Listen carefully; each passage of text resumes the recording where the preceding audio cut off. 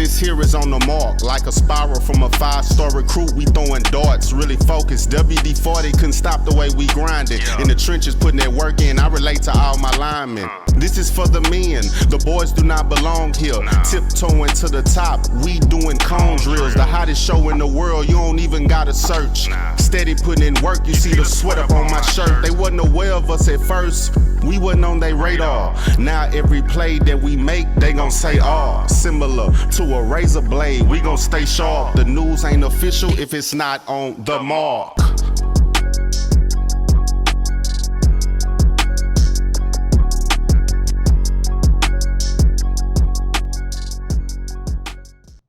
What it do? It's Wednesday. You know where we at, man. Live from the Fishbowl Radio Network. It's the On Your Mark Show, powered and sponsored by Epic Sports Apparel.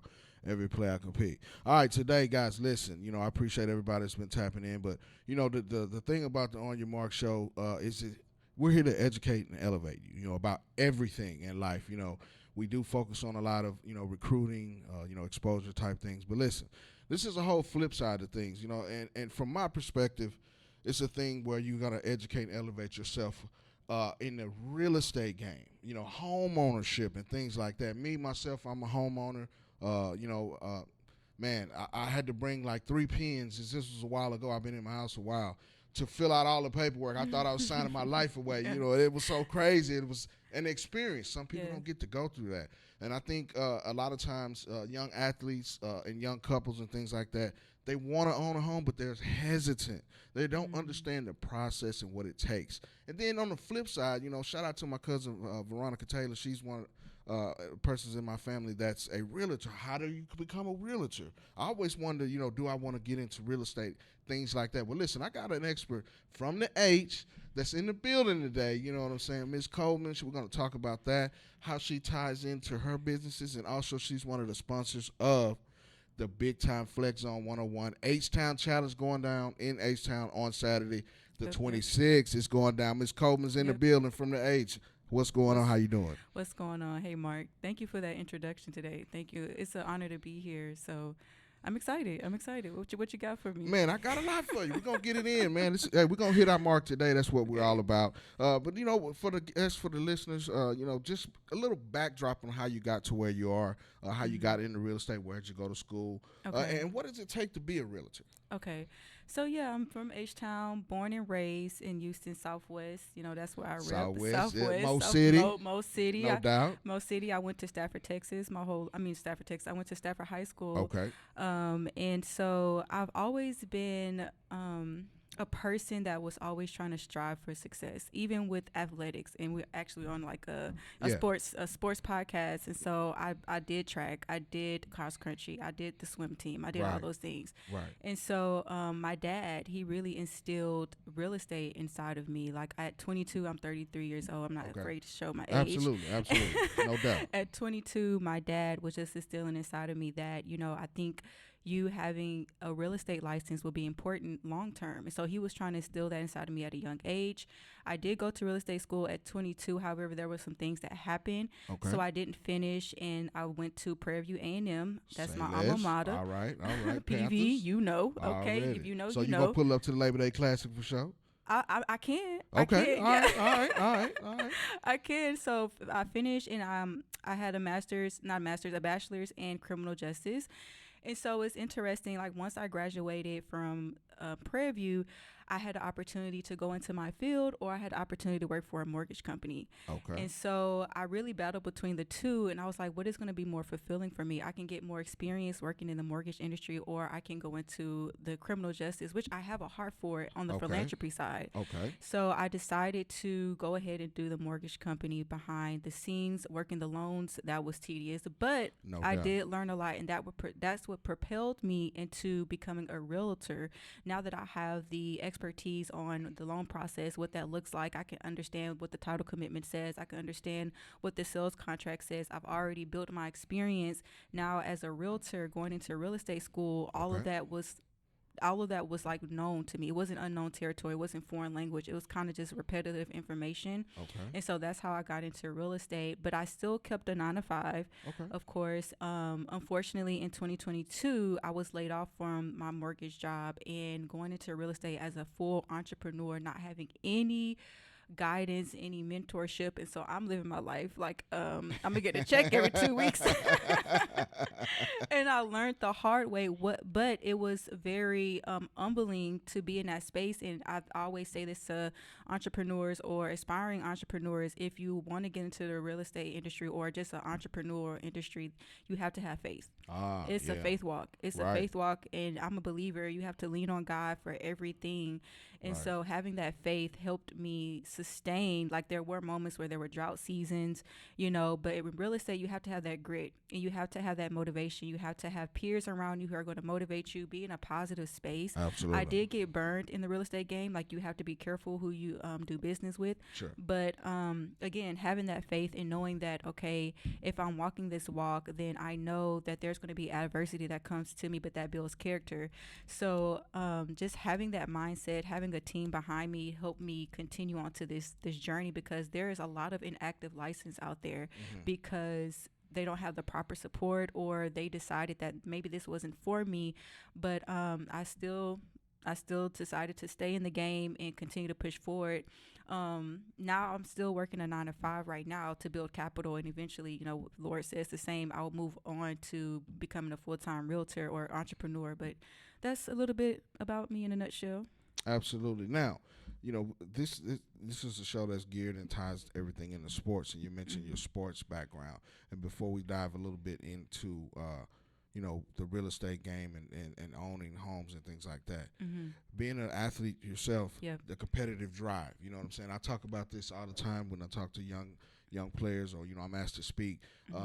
Sometimes we don't go to the professional ranks with things, but I think that sports in general builds character. For one, it gives you the opportunity to compete right then.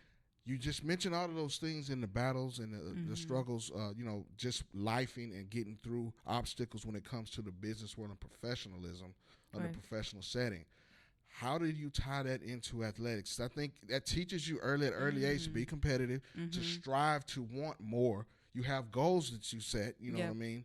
And track is one of those things, shout out to my guy, Coach Jay, he's one of those guys with track. That's a lonesome thing. It's you against yourself, but then you're competing. Yes. The competitive aspect. Speak about that and how you tie that into the business world. So that was really good, because I've always been a competitive person. Like, you have to be competitive if you want to be successful in whatever sport that you played. And so tying that in, when you're in the real estate world as a realtor, you're competing against a lot of realtors and people who want to work with you. You have to be unique. You have to be different from the next realtor. And my clients, what they like about me is my honesty, my transparency, how I communicate, how I'm responsive, just in my knowledge, of course, and expertise of how to do real estate. And so tying that in, I think being in athletics at a young age taught me discipline. It taught me discipline. For sure. And it taught me to have good sportsmanship, because I have to cheer on my peers, right? Absolutely. And so walking in a walk where I might not get that client, or I might not get a yes all the time. And so with athleticism in real estate, it teaches you a lot of things about discipline. It teaches you how to steward.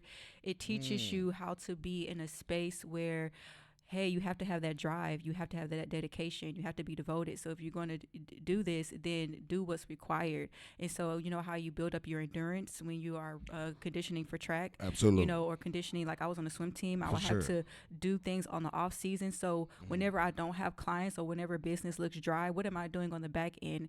Am I just twiddling my fingers, or am I educating myself and going to those networking events and staying on top of the trends and the different things that changes throughout the real estate world? So it's important. I think those two connect really well. Right.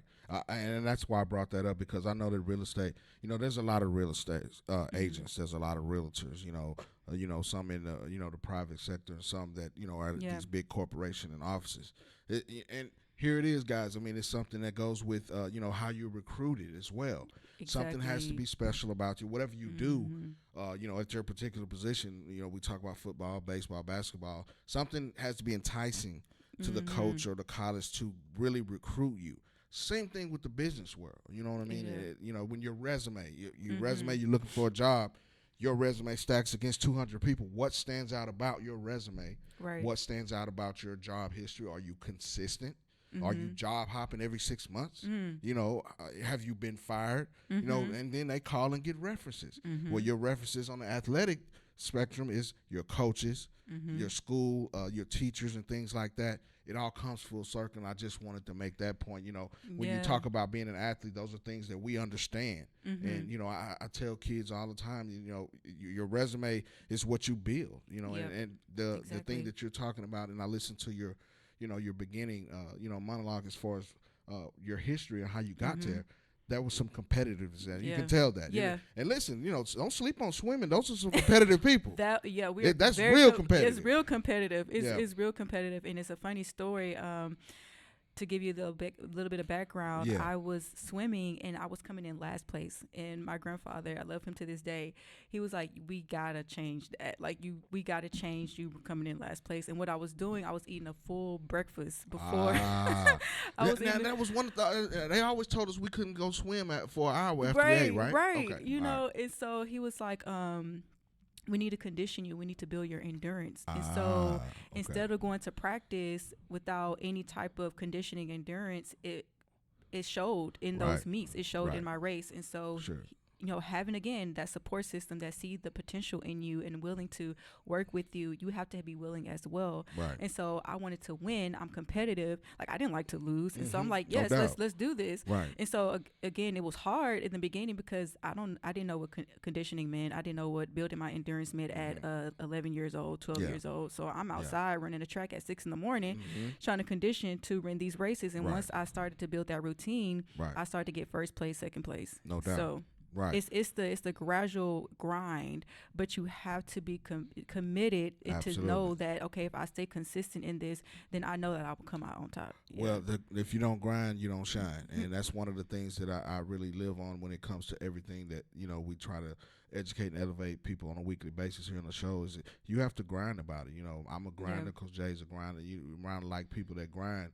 You kind of go forward with things and development. You mentioned development. You know what I mean? And that's a key piece when we talk about everything that we talk about on a weekly basis. But let's switch gears a little bit. Okay. What I always wanted to know, from a real estate or becoming a realtor, what are the licenses that you have to get? How do you take the steps to get that? I know that there's some testing involved and there's some schooling involved, and it's really, I've talked to other people about getting into real estate or becoming a realtor. It's really a difficult process. You have to really put some time and effort to it. So talk about that a little bit.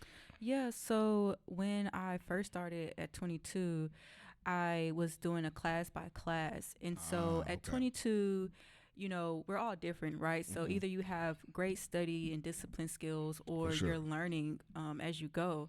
And so I kind of understood the requirement of what it takes to, finish real estate school. So fast forward to now, I think I got my real estate license when I was I think I got it at 29, 30 years old.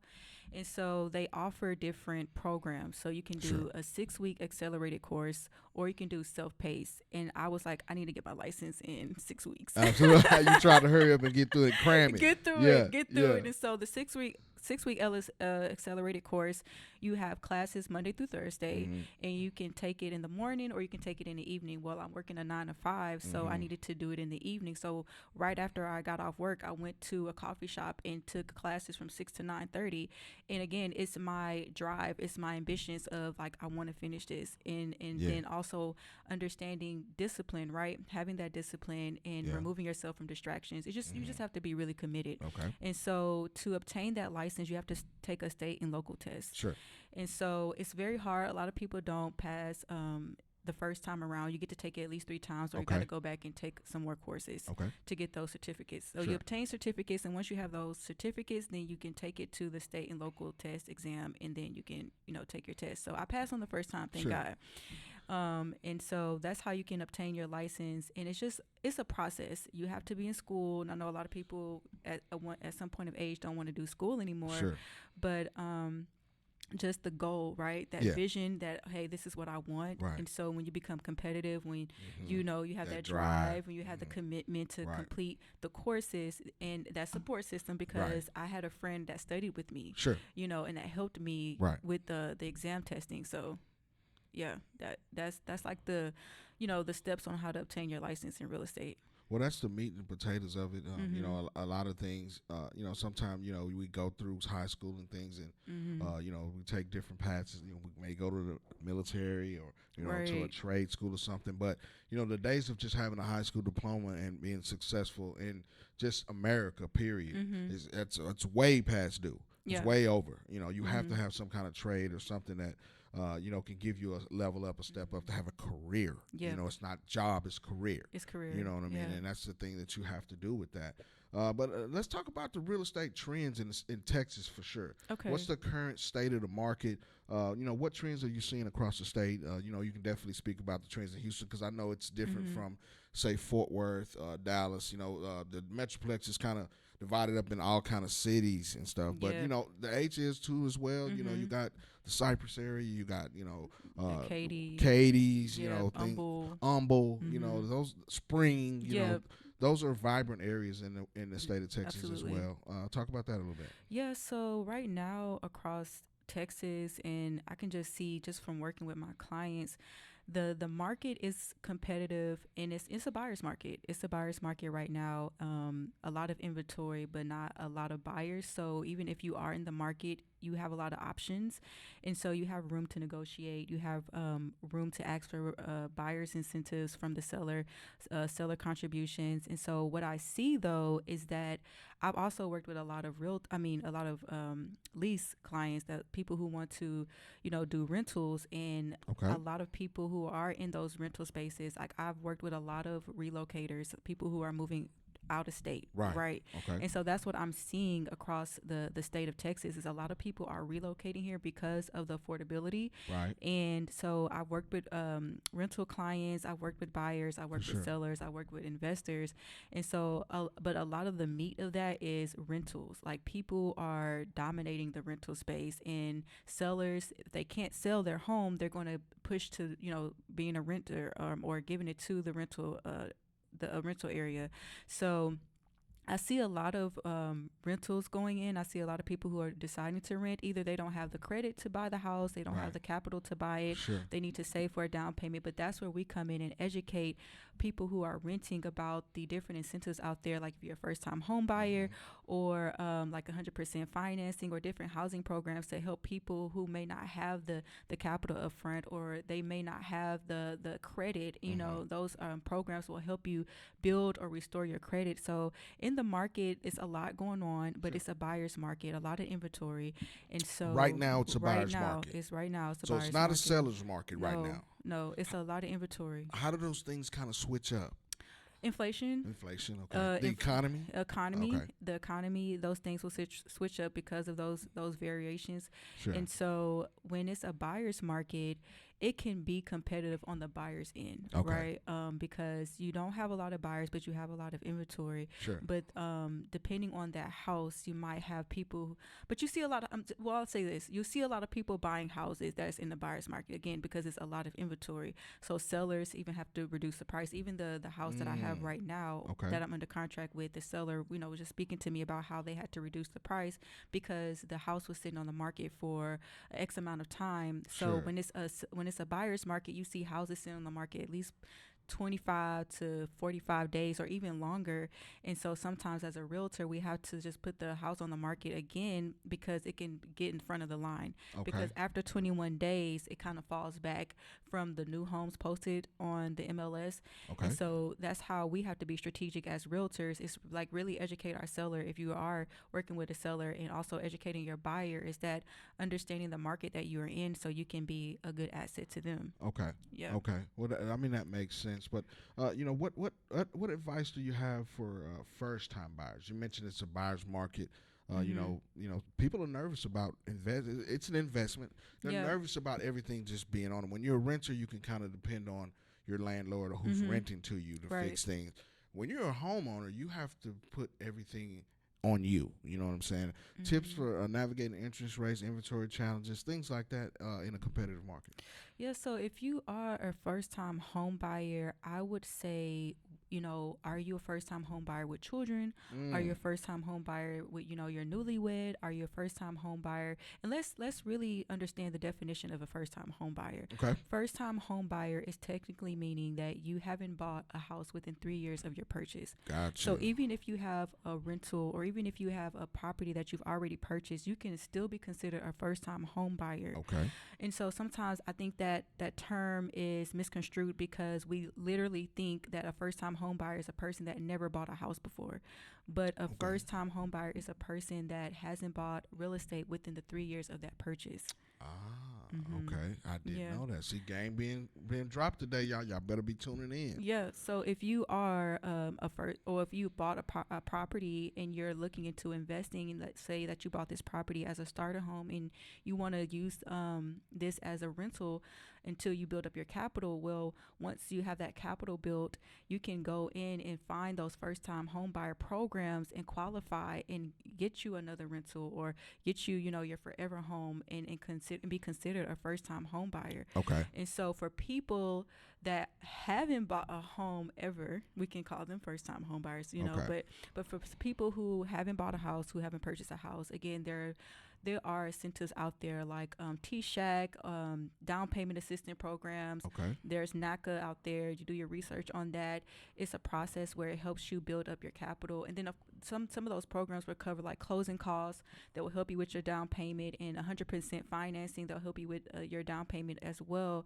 And so I think just educating people on who hasn't bought a house yet about these incentives, about these programs like Home for Heroes. They help people on the front lines. Those are teachers, doctors, officers, firefighters, that you have programs like that will help you with your down payment and closing costs. VA, veterans that are retired will help you as well. So there's opportunity out there. I think people are intimidated and they're fearful because it does take responsibility to maintain a house. And I get it, right? We're in a market that is fluctuating. We're in a market where people are experiencing a lot of layoffs, and you don't want to be in a position where you get a house, and you lose your job and now you have to sell it, right? Or you may have buyer's remorse. That's the thing where you go in, you find a property, and then you don't like it anymore. Right. Yeah. Okay. And then, and people are scared of those rates. They'll be like, oh, well, I'm paying $2,500 or paying $1,600. Well, I see people in the rental space that are paying that much, and they're not building any equity. Sure. And so when I think about people who haven't bought property yet and that have that fear, think about generational wealth. Think about building equity, and you can build equity within 2 years and purchase another house. Maybe you want to downsize on a house. Okay. There's so many different opportunities, and there's like a program called the 2-by-1 buy down where you can lock in a low interest rate. However, after the 2 years, it'll go to the market rate. Okay. And so there's just different things that you can do as a first-time home buyer for those who haven't bought a house, because explaining that first-time home buyer definition. But for those who haven't purchased a house, get with a realtor. Find a realtor that can educate you, walk you through the process. Sure. Or even if you have low credit, start rebuilding your credit. Okay. Start rebuilding your credit and work on those things, because those programs are going to require a credit standard. Okay. Like you sometimes with down payment assistance, you have to have at least a 620 credit score. Sure. They can work with a 580 with the FHA, but your debt to ratio has to be at a certain percentage. Sure. Yeah, I can remember when I bought my house, we had to clean up some things, and then we had to like sit still on big purchases for like 6 to 8 months or something to show consistency. And that was, we were working with a realtor on finding a house, and that was something that I thought was interesting as well. I mean, it's things you don't know when you go into it. What I mean? And there is a fear factor in there. Exactly. Do I really want to do this? You mentioned buyer's remorse. It's something I hadn't really heard about. You get in there and you kind of just don't like it. Maybe the area changes or something. You got, in the particular area where I live in West Fort Worth, there seems to be like condominiums and apartments popping up in the neighborhood. Absolutely. Well, that decreases the value of where we are. And then you got these newer homes that are being built on us. The thing about it is, right, so, we've been there for a long time, so things are changing around us, and we're noticing that. Yeah. Yeah, no, that's important. And I think, if you have property that you can inherit, stay educated on that, because I have a house in the family where different family members fell on hard times, and that property was left from my grandmother, and thank God that she left that property, mortgage paid off, and then you have siblings or family members that are willing to maintain the property, then that house can be there for just, family, or you can turn it into a rental and use it for family that fall on hard times. So if there's property in your family that you want to inherit it, keep the property, try to get it renovated, come together, find a community that may want to rebuild it up. But I really think it's best for you to build generational wealth. Now, there's people out there that don't really care about generational wealth. Right. Or maybe they don't understand the benefits of it. For sure. But I think, again, that goes back to educating everybody on what that looks like of building generational wealth, because as you can see, we don't know what's going to happen with politics and people in layoffs. You just never know with the economy what your life can turn out. Right, for sure. You don't know. I mean, there's a lot of things that go into it, and I can think of times changing in my own family. We got some property in the family that's in far West Texas where everybody's not there. And my mom's taking care of it, and my aunts are taking care of it, but they had to clear it off because nobody's living there. Unless somebody's living there, they can't even put a trailer on it or something like that. So it's the type of things. And then, on my wife's side of the family, they got some land in Louisiana, you know what I mean? And, nobody's really living out there, but they keep it up and keep it in the family so that it's not taken away. Yeah. So, I'm hearing these conversations and listening to you talk, it kind of puts me in perspective on kind of what you want to do. You know what I mean? But the big thing I think that people, in society, and I think renting versus owning, what are the advantages of home ownership versus renting? Is sometimes renting is in your best interest. Maybe you're not going to be there long. Maybe you're traveling and your work assignments for a couple of years. Is that feasible for you to rent or own? Talk about that and how you kind of explain that.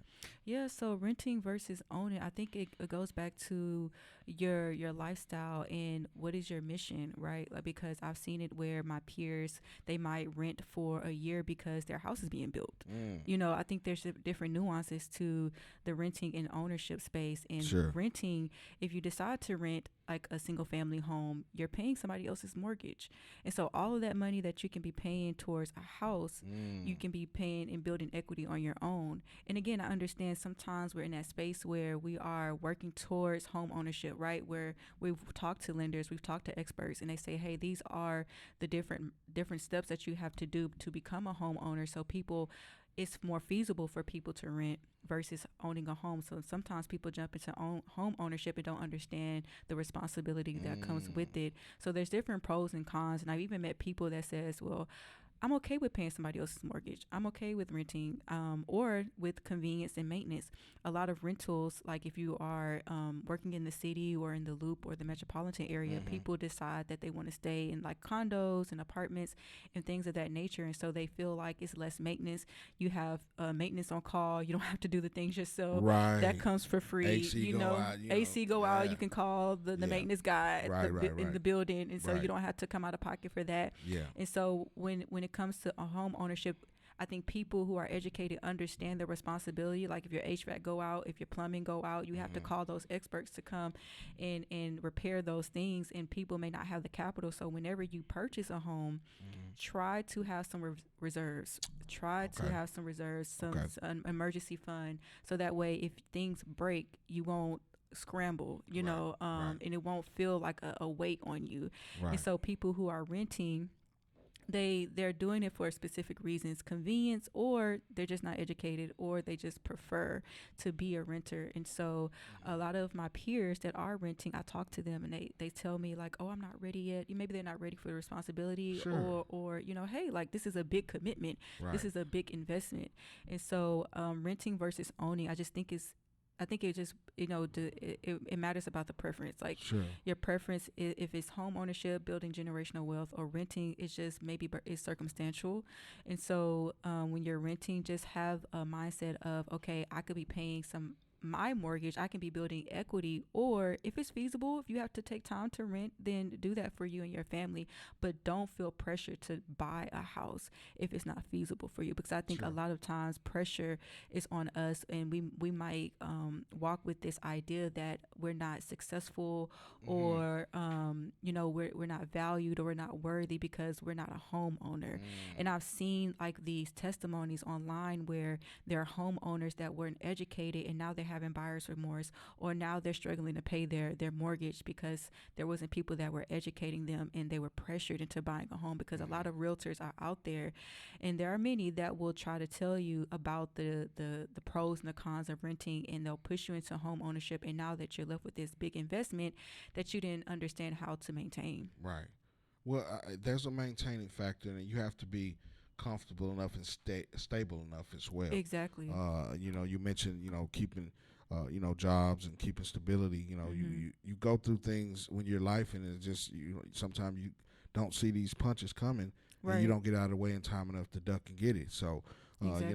I think it's pros and cons to it. Mm-hmm. I can only speak from, experience with myself. I was telling you before, Yep. I can kind of think on my hand, so many people that I know that are homeowners, you know what I'm saying? And sometimes, you just don't see that, what I mean? It's hard, you know what I mean? And then if you're not, stable enough, and you're moving from city to city, then maybe renting is an option for you. And you feel more comfortable with that because you can kind of, get up and go when you need to. Right. A house, you kind of feel like you're stuck in it. Like restricted a little bit. No flexibility. No flexibility. Yeah. And a lot of affordability is on the outskirts. Okay. The outskirts of like different metropolitan areas. So Right. in Houston, a lot of new construction in Katy and Cypress and Right. Humboldt, even in Conroe. Yes. And I think a lot of The woodlands. the woodlands. Right. And so a lot of millennials, they don't want to move to the outskirts. Right. They kind of want to stay in the city, and Sure. where it's vibrant. And but people who are building families, they're more open to moving out on the outskirts, and that's where you find a lot of affordability. And sometimes with our generation, we like the sparkly things. Right. Yeah. We want new construction. Yeah, for sure. Yeah, you want the so new. You want the new. Yeah. And right now, a lot of the affordability in the suburbs is resale Yeah. homes that people have lived in and things like that. And a lot of us don't want the resale homes, but some of us are willing. Like for me, I've seen it where people can see the potential of a house. Right. And if they have the capital, or if they're willing to do DIY, Yeah. do it yourself. Yeah. Yeah. You'll go in, and you'll over time, it will build out as you envisioned it, but you have to have that patience. You have to have that willingness to say, okay, I see this home, I see the potential, I'll buy this for now, but you see the longevity of it. Right. Yeah. Right. Well, I think, you like you said, it's pros and cons to it. Mm-hmm. But also, it's your situation and how you deal with it, and being consistent about whatever you do. I think those are, big points that you've hit at every step of what you're doing. Yeah. Talk about some of the other things that you're working on inside of what you do on a daily basis. Yeah, so right now, to be honest, I do have a 9-to-5, so Sure. I work that on the side, and it is flexible for me to continue to be a realtor and to Sure. be a service to my clients. I'm also getting back into my niche, which is shipping container homes. Okay. Talk about that. I thought that was interesting. Talk about that a little shipping bit. container homes. So at one point in my life, I became a minimalistic. Okay. I thought that, we just accumulate a lot of stuff, and I just became a person where I just wanted to declutter a lot all the time. Right. And so I became minimalistic, and when I started becoming minimalistic, I started to look into tiny homes. So tiny homes are just a smaller portion of a single family home, and I was like, okay, this is cool. And then I don't know what happened, but somewhere in that research, I found shipping containers. Okay. And how shipping containers could be used as single family homes, as residential homes. Sure. And so my mind started to switch to unconventional living. Okay. And once I understood how unconventional living can alleviate some of the some of the things that people struggle with, like people who can't afford regular homes, then that's where I started to focus on. And again, I think it's aesthetically pleasing. I think it's a just unique way of building homes, and it's also eco-friendly. Okay. A lot of shipping containers fall, like this is just a fun fact, a lot of shipping containers, about 3,000 to 5,000 fall in the sea every year. Really? Yes. Okay. And so as they're being transported, you have these yards or these sites that have these shipping containers that have been sitting over there for years, and they're degrading. And so when you think about it, when cost and demand happens in the economy, or supply and demand happens in the economy, then you can see that traditional building, the materials that are required, you start to see the inflation. And that's why you see the inflation maybe in home prices or new construction. Okay. Versus these shipping containers. If you buy a 40-footer, you can buy a 40-footer for $2,000, and either you can stack or merge these shipping containers and build a 3-bedroom, 2-bath house for under $100,000, depending on the materials that you use and who you work with.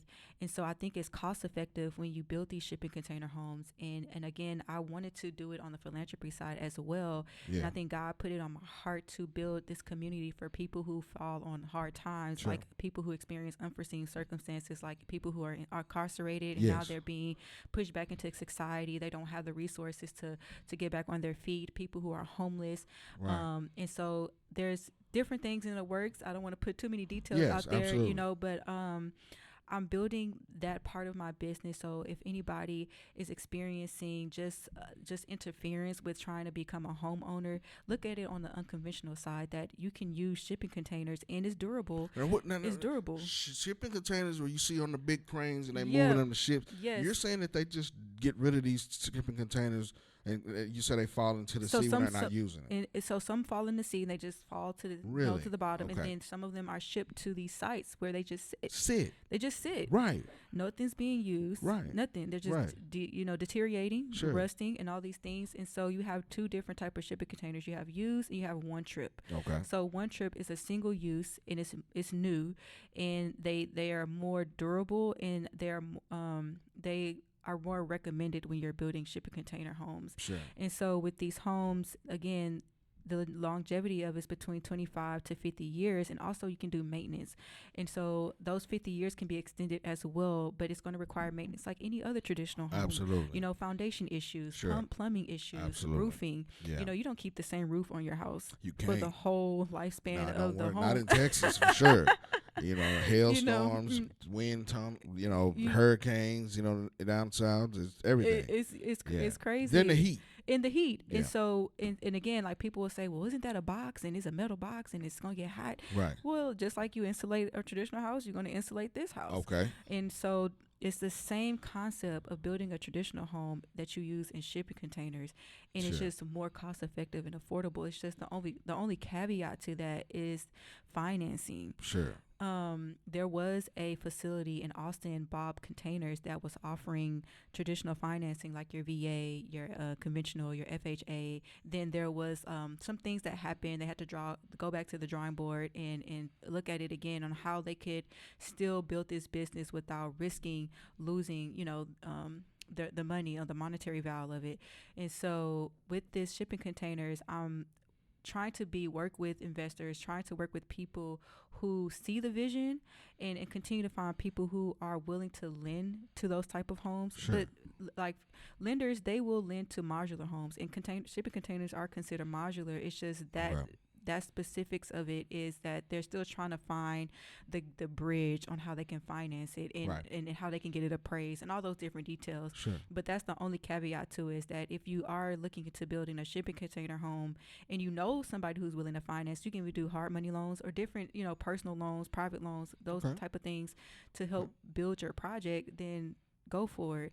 I think that's just the bridge that people need to cross. It's like, how am I going to finance it? Like, I love the idea, Sure. but how am I going to finance this container home? And so Okay. that's where I am an expert, is educating you. And if you have the finances to build one, let's talk. If you're Yeah. an investor, if you want to do Airbnb, that's Right. a great opportunity for you. Absolutely. Yeah. Mm-hmm. Yeah. Well, I think that's interesting, and I know we were talking before the show, and get into this point. I thought that was an interesting thing. And in our communities, people coming home from being incarcerated, they have to get themselves back on their feet. And I think that's something that we have to embrace. Everybody makes mistakes. Right.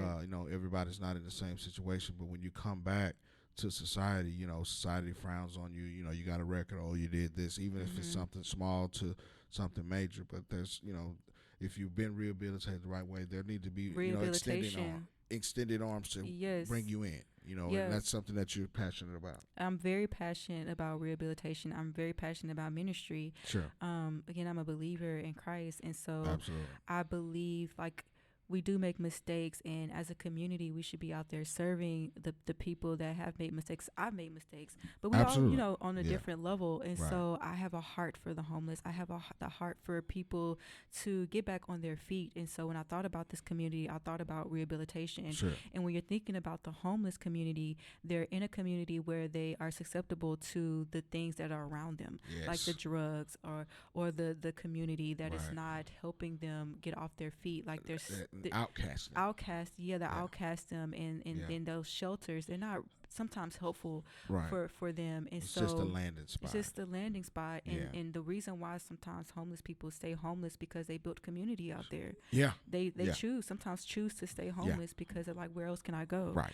And so that's why I wanted to build a community of shipping container homes to have that rehabilitation where we bring in maybe nurses, we bring in doctors, or we bring in physical therapists, we bring in therapists that can help with the psychological mind and get you back into a healthier place where you're getting back on your feet. You're introduced to resources where, hey, let's help build your resume. You may not know how to build a resume anymore after being incarcerated for X amount of years, and then, being homeless, you may not have the credentials, but there are programs out there that are willing to work with different nonprofits. So really bringing the community together. I know a lot of people who are in the philanthropy aspect or spectrum, they want to help. And so again, if you are a person that is like, hey, I want to get out there and help and maybe drive the vision to where it's like manifested into this tangible thing, then I think it's important for us to stay connected.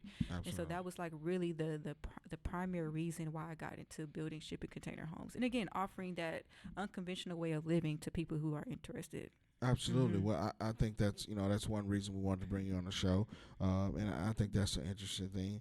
But before we get out of here, you're going to be at the Flex Zone in H-Town this week, teaming up with Flex Zone, Coast to Coast Athletics, and myself.